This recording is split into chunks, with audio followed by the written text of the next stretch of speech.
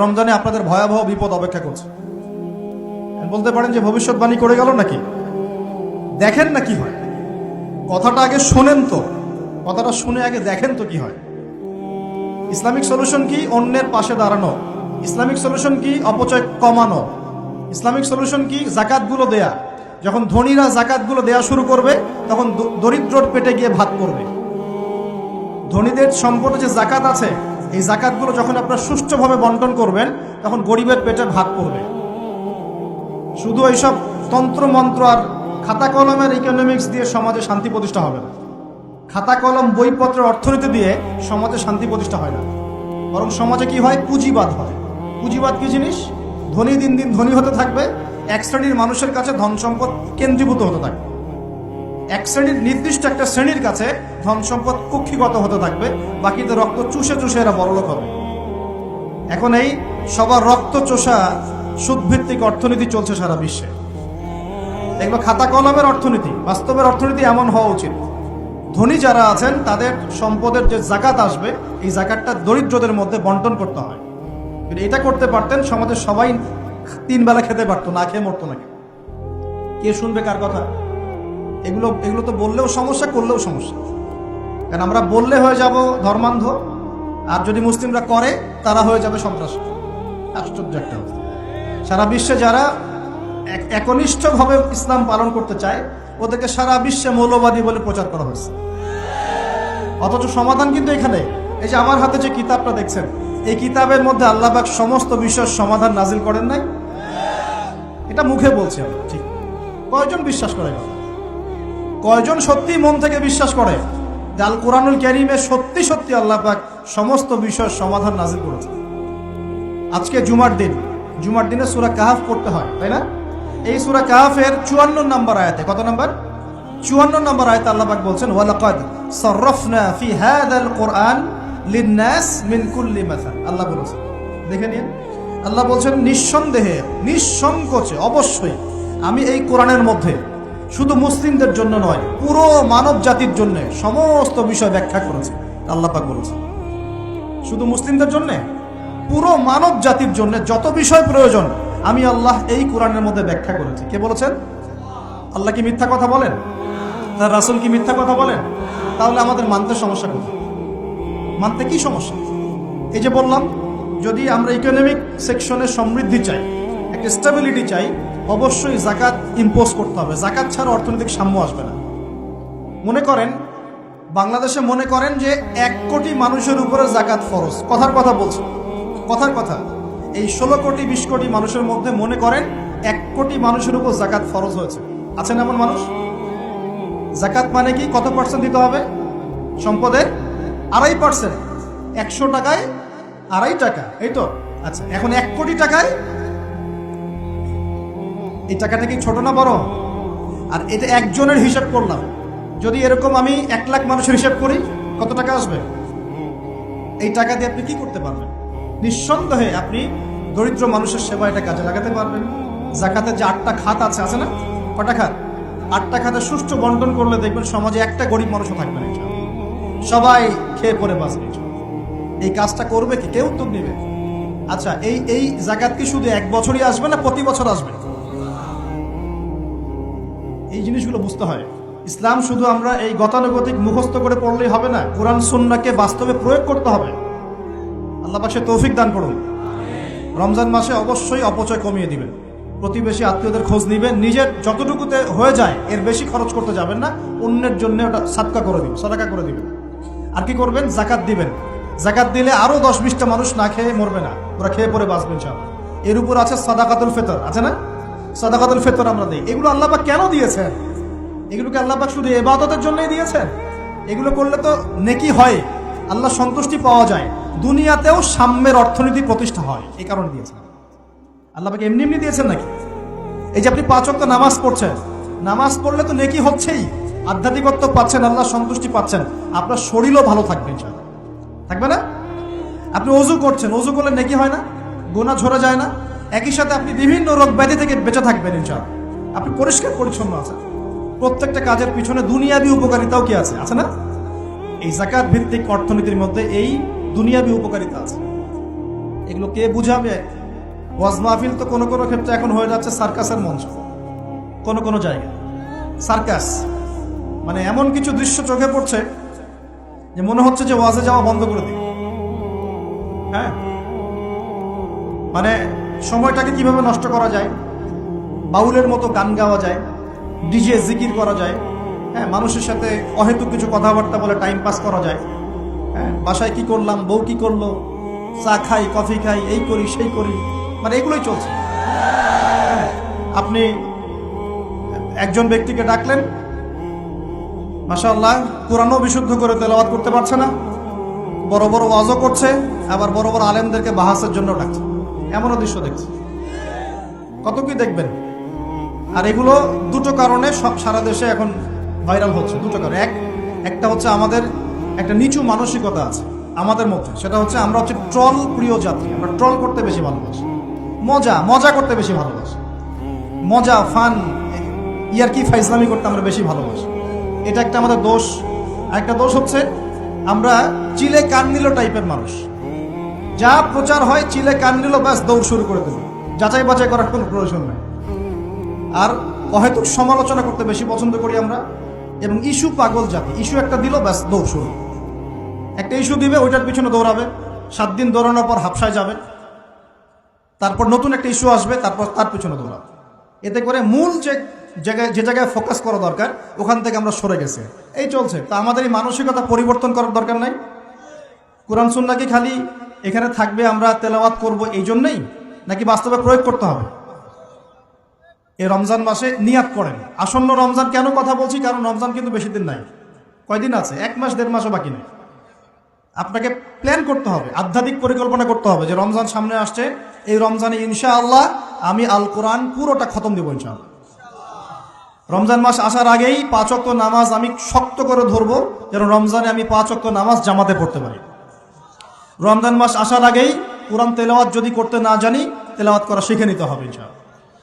রমজান আসার আগেই নিয়াত করে নিব যে এই রমজানে ইনশাআল্লাহ আমি প্রত্যেক দিন তারাবি জামাতে পড়বো ইনশাআল্লাহ, এবং খতম তারাবি পড়বো ইনশাআল্লাহ। রমজান মাসে যারা কোরআন আরবি জানি টুকটাক আমরা ভাঙ্গাচোরা, আমরা কোরআনটাকে শুরু থেকে শেষ পর্যন্ত অর্থসহ পড়বো ইনশাআল্লাহ।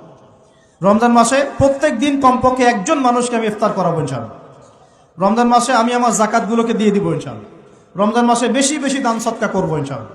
রমজান মাসে বেশি বেশি তাসবিহ তাহলিল হবে, জিকির আজগার হবে, আল্লাহর কাছে দোয়া করব, রোজা রেখে সমস্ত হারাম পাপ থেকে বেঁচে থাকবো ইনশাআল্লাহ। রমজানে শুধু সৎ কাজের আদেশ করব, অসৎ কাজে নিষেধ করব, নিজে আমল করব, পরিবারে প্রতিষ্ঠা করবো ইনশাআল্লাহ। প্রত্যেক দিন 5 ওয়াক্ত নামাজ হবে, প্রত্যেক দিন মসজিদে নামাজের পর তালিম হবে ইনশাআল্লাহ। এভাবে পুরো রমজানটাকে উৎসবের উৎসাহে অতিবাহিত করার নিয়াত আগে করতে হবে। আল্লাহ পাক তৌফিক দান করুন। তো এখানে সবচেয়ে বড় বাধাটা হয় দুনিয়াবি ব্যস্ততা। এই জন্য রমজানের আগেই দুনিয়াবি ব্যস্ততাগুলো কমিয়ে আনতে হবে। চেষ্টা করবেন বড় বড় যে বাজারঘাটগুলো আছে এগুলো আগেই করে ফেলার। আর আমি তো বলেই দিলাম যে দাম কিন্তু ওই সময় বাইরে যাবে। যদি এখন সামর্থ্য থাকে করে ফেলেন, সামর্থ্য থাকলে করে ফেলেন। আর যাদের সামর্থ্য কম তাদের জন্য কি হবে, পুরো দেশব্যাপী সামাজিকভাবে, যেমন একটা সংগঠন আপনাদের না, এই এরকম সংগঠন যেগুলো আছে নন প্রফিটেবল এবং non political organization, both political and non political, সমস্ত অ্যাসোসিয়েশনগুলোর উদ্যোগে বা ফাউন্ডেশন অ্যাসোসিয়েশন যেগুলো আমরা করি ছোটোখাটো, এগুলোর উদ্যোগে ইফতার বিতরণ প্রজেক্ট করতে হবে। পারা যাবে ইনশাল্লাহ। যে যাদের সামর্থ্য আছে সামর্থ্যবানদের টাকা পয়সাগুলো কালেক্ট করে যারা দুস্থ দরিদ্র অসহায় মানুষ তাদের বাসায় বাসায় 1 মাসের বাজার পৌঁছে দিতে হবে ইনশাআল্লাহ। পারা যাবেন ইনশাআল্লাহ। এই কাজগুলোর মধ্য দিয়ে দেখবেন আল্লাহর রহমত বরকত নেমে আসছে ইনশাআল্লাহ। এই যে বললাম 5 কোটি মানুষ কিন্তু কম নয়, ওদেরকে খাওয়াতে হবে, তো খাওয়াতে হবে না? তাহলে এই আমাদের খাবারটাকে বন্টন করে ভাগ করে নিতে হবে। মাশাআল্লাহ। এই যে একের বিপদে সবাই এগিয়ে আসা, এটা ইসলামের সুন্নাত, এটাই নবীর সুন্নাত। রমজান মাসে এই জিনিসটা চর্চা করতে হবে। আল্লাহ পাক তৌফিক দান করুন।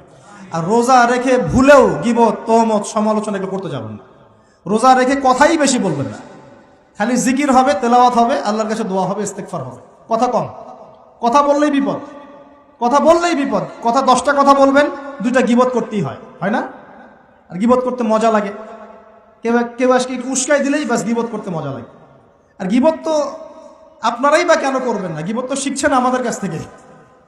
গীবত তো আপনারা আমাদের কাছ থেকেই শিখছেন। তা আমি আপনাদেরকে কি শিখাবো? আমরা আপনাদের কি শিখাইলাম? ওয়াজ মাহফিলে উঠে একজন বক্তা আরেকজন বক্তার গীবত না করলে ওয়াজ হয় না। এক আলেম আর এক আলেমের পিছনে পিছনে হাত না দিলে ওয়াজ হয় না। তা আমি কি শিখাবো আপনাকে? আপনারা নিজেরা শেখেন, আমার দিকে তাকানোর দরকার, নিজেরাই শেখেন। প্রিয় ভাইরা, রমজান মাসে রোজা রেখে এই কাজগুলো করতে যাবে। কথাই কম বলবেন, কথা বললেই বিপদ। মানুষ যদি দুটা গালি দেয় চুপ করে থাকে, ও তার আমল নামা নিয়ে আল্লাহর সামনে দাঁড়াবে। আর কিয়ামতের মাঠে বহু নেকি ফ্রি পাওয়া যাবে। এটা কি জানেন? কিয়ামত অনেক নেকি বিনামূল্যে ফ্রি আসবে আমল নামায়। কেন আসবে বলি হাদিসটা। নবী সাল্লাল্লাহু আলাইহি ওয়াসাল্লাম বলেছেন, তোমরা কি জানো সবচেয়ে বড় মিসকিনকে? দরিদ্র মানুষকে, মিসকিনকে। সাহাবীরা বলছেন, আমরা তো মনে করি যার সম্পদ কম সেই মিসকিন। নবীজি বলছেন, না, প্রকৃত মিসকিন সে ব্যক্তি নয়। প্রকৃত মিসকিন সে ব্যক্তি যে কিয়ামতের মাঠে উঠবে উহুদ পাহাড়ের সমান নেকি নিয়ে উঠবে। উহুদ পাহাড় দেখেছেন তো? বিশাল পাহাড়। উহুদ পাহাড়ের সমান নেকি নিয়ে উঠবে। নামাজের নেকি, যাকাতের নেকি, হজের নেকি, ওমরার নেকি, বিভিন্ন নেকি। কিন্তু দেখবে সামনে বহু মানুষ দাঁড়িয়ে আছে। কেন দাঁড়িয়ে আছে? কারো কাছ থেকে টাকা নিয়েছে, টাকা শোধ করে নাই, কাউকে গালি দিয়েছে, কাউকে অন্যায়ভাবে অপবাদ দিয়েছে, কাউকে আঘাত করেছে, কারো উপর জুলুম করেছে ইত্যাদি। বিভিন্ন রকম মানুষের সাথে জড়িত পাপ ছিল, ঠিক আছে? কারো গীবত করেছে, কাউকে তহমত দিয়েছে ইত্যাদি। এখন আল্লাহ পাক বলবেন, এই ব্যক্তির নেকির যে পাহাড় আছে এখান থেকে নেকি নিয়ে ওদেরকে দিয়ে দাও। বলেন নাউজুবিল্লাহ। নেকি আস্তে আস্তে ট্রান্সফার হবে। এই যে আমরা যে ব্লুটুথ শেয়ার ইট, মনে আছে? ব্লুটুথ শেয়ার ইট পাস হয় যেভাবে, আল্লাহ পাকের প্রযুক্তি হবে আরো অনেক উন্নত। মুহূর্তের মধ্যেই নেকি ট্রান্সফার হয়ে যাচ্ছে। এরপর নেকি যেতে যেতে সব নেকি যদি শেষ হয়ে যায়, আল্লাহ না করুক, তখন আল্লাহ পাক ফেরেশতাদেরকে বলবেন, ওদের গুনাহগুলো থেকে গুনাহগুলো বেছে বেছে এর আমল নামে যুক্ত কর। বলেন নাউজুবিল্লাহ। এরপর এই ব্যক্তি এই বিশাল নেকি অর্জন করার পরেও জাহান্নামে যেতে হবে। আল্লাহ পাক হেফাজত করুন আমাদেরকে, বলি আমিন। তো মানুষের সাথে জড়িত পাপটা খুব ডেঞ্জারাস। তো রোজা রাখার তাৎপর্য কি? যে আমরা যেন এই শিক্ষাটাকে সারা বছর ধরে রাখতে পারি।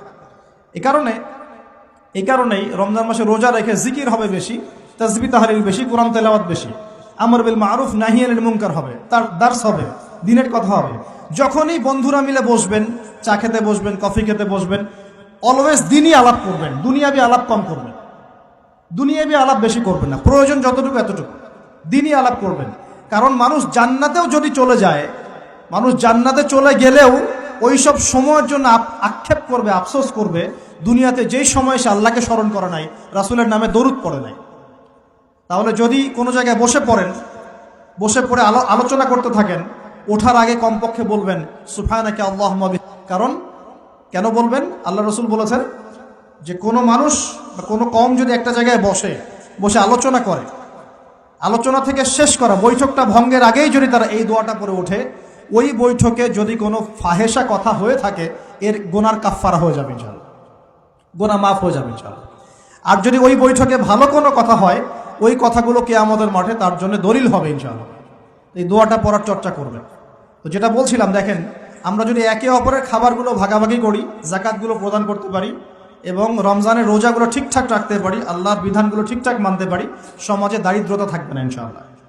আরেকটা অপশন হচ্ছে, এটা দিয়ে যে সব দূর হয়ে যাবে তা নয়, কারণ ক্ষতি এত বেশি হয়ে গেছে, ক্ষতি হতে হতে হতে এত বেশি হয়ে গেছে যে 1 বছর 2 বছর 3 বছরে মনে হয় না সব ক্ষতি পুষিয়ে নেওয়া যাবে।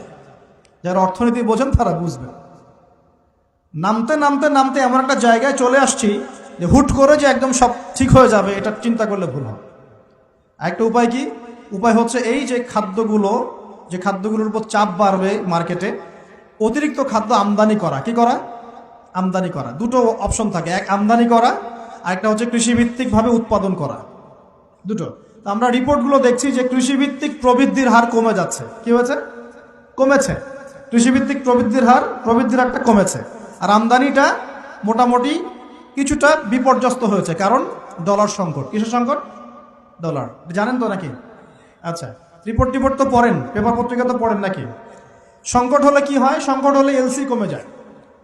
মানে মনে করেন আপনি একজন ব্যবসায়ী, পণ্য আমদানি করেছেন, পণ্যগুলো যে আপনি খালাস করবেন, বন্দর থেকে নামাবেন, তা আপনাকে তো একটা চার্জ দিতে হবে না? এখন আপনার কাছে চার্জ দেওয়ার মতো ডলার নাই, কি করবেন? তাহলে পণ্য ওই বন্দরে পড়ে থাকবে। অনেক পণ্য বন্দরে পড়ে আছে। নামাইতে পারতেছেন। এখন মনে করেন এই ব্যক্তি কি নিজের পকেট থেকে টাকা দিয়ে এগুলো নামাবে? না। কি করবে তাহলে? ওই পণ্যের উপর সে দাম বাড়িয়ে দিবে, যাতে করে এই টাকাটা জনগণের কাছ থেকে তুলে সে শোধ করতে পারে। এগুলো ইকোনমিক্স, বেসিক ইকোনমিক্স। এগুলো পড়তে আপনার আহামরি অর্থনীতিবিদ হতে হয় না। কথা কি বুঝতে পারছেন? তো এই কারণে রমজান মাসের দামগুলো চাপ পড়ে, এমনিতেই চাপ পড়ে। আস্তে আস্তে সিচুয়েশনগুলো এভাবে খারাপ হয়েছে। অতএব ইসলামিক সলিউশনে যদি এখন না আসতে পারেন, যদি আরো 10 বছর অপেক্ষা করেন, বহু দেরি হয়ে যাবে। এই জন্য আমি মন থেকে উদাত্ত একটা আহ্বান জানাই, যারা শিক্ষিত মহল, বিজ্ঞ মহল আছেন, আমার কথা বুঝবেন ইনশাআল্লাহ, যে ইসলামিক অর্থনীতি ছাড়া অর্থনৈতিক সমৃদ্ধির কোনো অপশন নাই আমাদের সামনে। ইসলামিক অর্থনীতি মানে দান সৎকা ভিত্তিক, অপচয় কমানো, দুর্নীতি বন্ধ করা, সুদ ঘুষ এগুলো বন্ধ করা, এবং অন্যের কষ্টে নিজে পাশে থাকা, পাশে দাঁড়ানো। সবচেয়ে বড় কথা হচ্ছে এখানে ব্যবসা, যাকাত, সাদাকা এগুলোকে গুরুত্ব দেওয়া হয়, সুদটাকে হারাম করা হয়।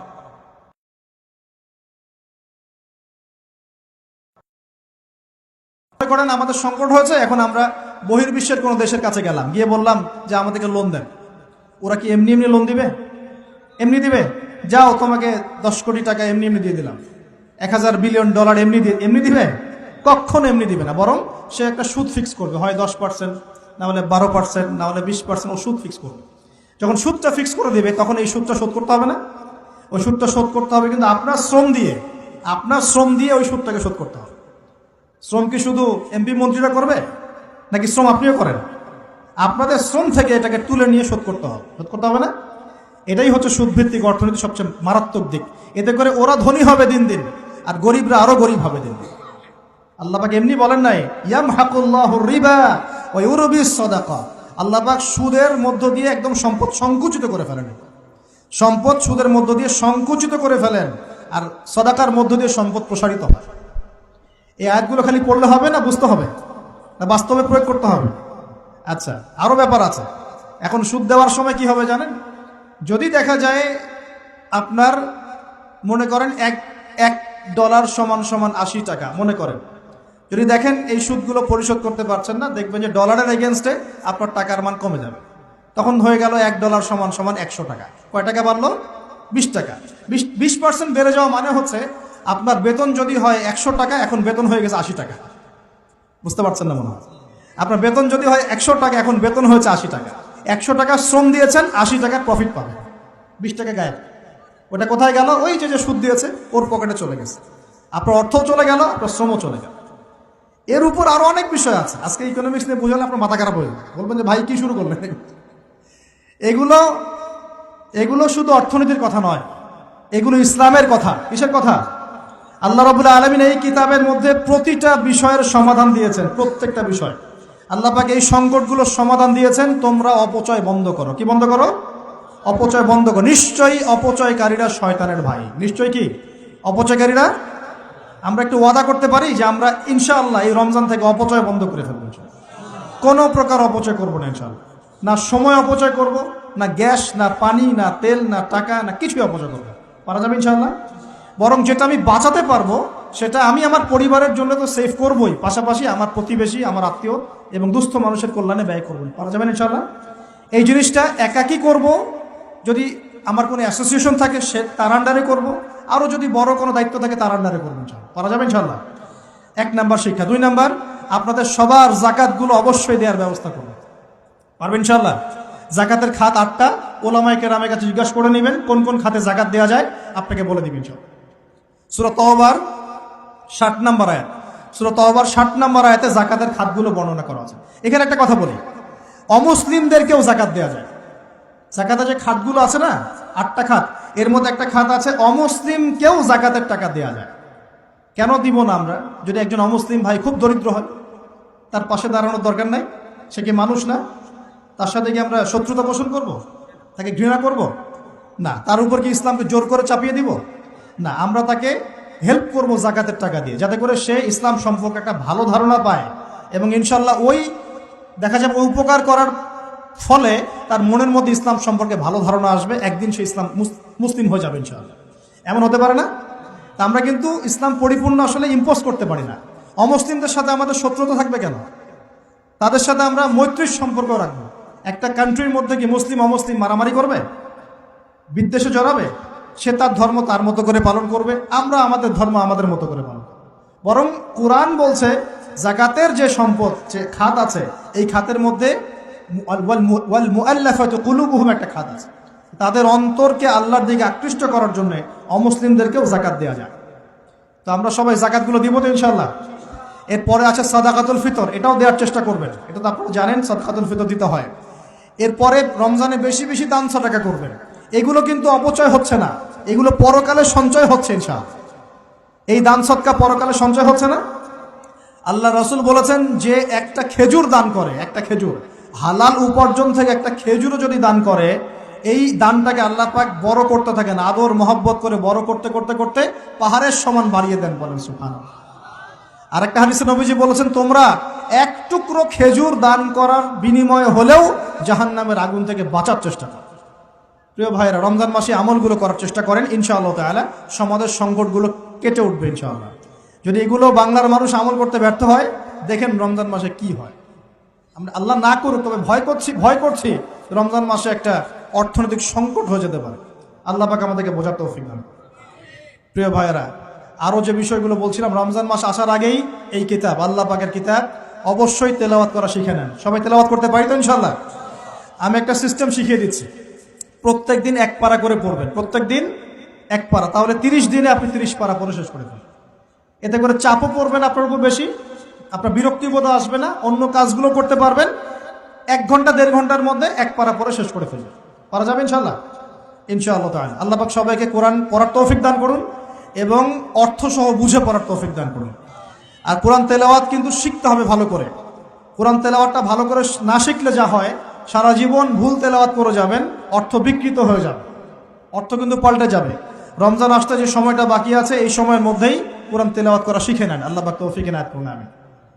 আর যদি রমজান মাসে অনলাইনে কোর্স করতে পারেন, ইনশাআল্লাহ নিয়াত করেছি পুরো রমজান মাস অনলাইনে কোরআন শেখানো হবে ইনশাআল্লাহ তাআলা, 1 ঘন্টা করে। যারা ক্লাস করতে পারবেন তারা ক্লাস করবেন। এরপর রমজানের একটা কথা বলে সামনে যাব, সেটা হলো তারাবির নামাজ তো আমরা পড়ি। এর পাশাপাশি শেষ রাত্রে গিয়ে কমপক্ষে 2 রাকাত নামাজ পড়ার চেষ্টা করবেন। কখন? একদম সাহারি করার আগে আগে, সাহারি করার একটু আগে আগে, কমপক্ষে আধা ঘন্টা আগে হলে ওঠার চেষ্টা করবেন। কমপক্ষে 2 রাকাত নামাজ হলে পড়ার চেষ্টা করবেন, কারণ ওই সময় দোয়া ইনশাআল্লাহ ডাইরেক্ট কবুল হয়ে যাবে ইনশাআল্লাহ। আর রোজাদারের দোয়া খুব বেশি কবুল হয়, রোজাদারের দোয়া কিন্তু খুব বেশি কবুল হয়। 3 ব্যক্তির দোয়া ফেরত দেওয়া হয় না, রোজাদারের দোয়া ফেরত দেওয়া হয় না। আর সন্তানের জন্য পিতার দোয়া ফেরত দেওয়া হয় না। আর যে মুসাফির, আমরা মুসাফিরের দোয়া আল্লাহ ফেরত দেন না, আলহামদুলিল্লাহ। আমরা দোয়া করি আল্লাহ পাক আমাকে সহ আপনাদের সবাইকে রমজান মাসে সুস্থতার সাথে সমস্ত রোজা রাখার তৌফিক দান করুন, এবং রমজান মাসে কোরআনকে সময় দেওয়ার তৌফিক দান করুন, কোরআন পড়া, বোঝা, গবেষণা করার তৌফিক দান করুন, অন্যকে কোরআন শেখানোর তৌফিক দান করুন। আল্লাহ পাক রমজান মাসে আমাদের সবার অর্থনৈতিক সচ্ছলতা দান করুন এবং রিজিকের মধ্যে বরকত আল্লাহ দান করুন। আল্লাহ পাক আমাদের কৃষির মধ্যে বরকত দান করুন, আল্লাহ পাক আমাদের ব্যবসার মধ্যে বরকত দান করুন, আল্লাহ পাক আমাদের দান সৎকার মধ্যে বরকত দান করুন। এবং আল্লাহ রাব্বুল আলামিন আমাদের সবাইকে রমজান মাসে তারাবি, তাহাজ্জুদ, জিকির আজগার, তাসবিহ, তাহলিল, ভালো কাজের আদেশ, অন্যায় নিষেধ, এই কাজগুলোতে ব্যস্ত থাকার তৌফিক দান করুন। আমরা দোয়া করি আল্লাহ রাব্বুল আলামিন আমাদের সবাইকে যেন পারিবারিকভাবে, সামাজিকভাবে এবং রাষ্ট্রীয়ভাবে ইসলাম পালন করার তৌফিক দান করেন।